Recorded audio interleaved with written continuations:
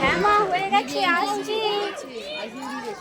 চ বাবু চ, তাড়াতাড়ি চ, অনেকটা দেরি হয়ে গেল। মা, তোমাকে তো বলেছি তোমার হাই প্রেশার, দেখে চলো, দেখে চলো। ওরা বোধহয় চলে এসেছে। ওরে কেউ নেই না কি বলতো? আসুন আসুন আসুন, বসুন। চলো মা, বসো। আসতে কোনো অসুবিধা হয়নি তো? না না, হয়নি।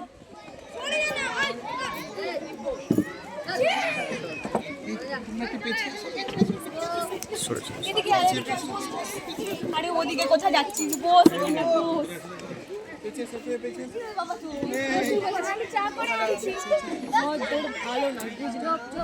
একদম ভালো না, আমাদের মতো নয়। দাঁড়া, আমাকে কথা বলতে দে। তোর একদম আরে কই আপনি হাঁ করে দাঁড়িয়ে আছেন? মেয়েকে ডাকুন। কই মা, আয় এবার। হ্যাঁ মা, আসছি।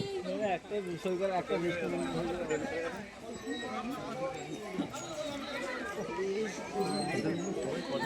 এই দেখ আজকালকার যুগের মেয়ে।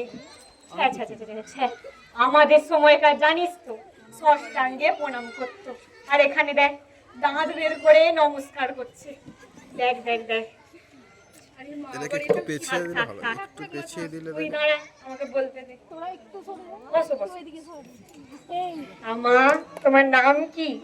পিয়াসা চ্যাটার্জি। বাবা, ভালো ভালো, দেখতে শুনতে ভালোই। আর কতদূর লেখাপড়া করেছো?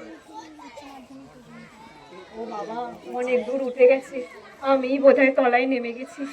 যাই হোক যাই হোক, না না, আর বেশি উপরে উঠতে দিলে হবে বল, নিচেই তো থাকতে হবে আমার, নিচে।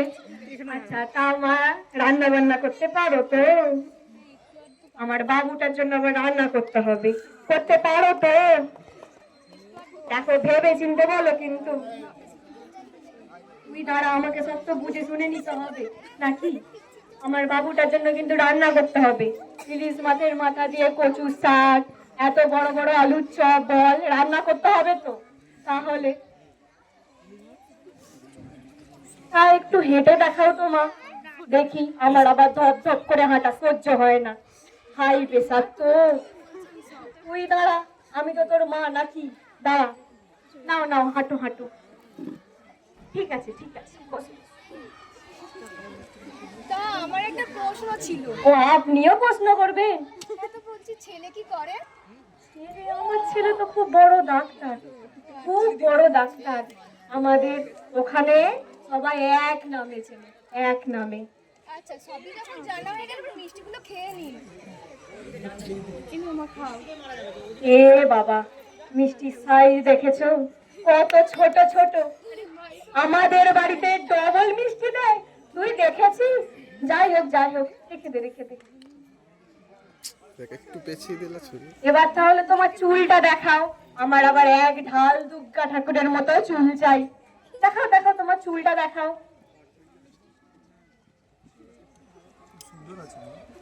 এ বাবা, এইটুকু চুল? না না, তাহলে পছন্দ হলো না। চল বাবু চল, একদম পছন্দ হয়নি আমার। চ চ, আমি আর একদম সময় নষ্ট, শুধু শুধু সময় নষ্ট হলো। অনেক হয়েছে, দাঁড়াও তো মা। এইটা নিয়ে 50টা মেয়ে দেখা হচ্ছে আমার।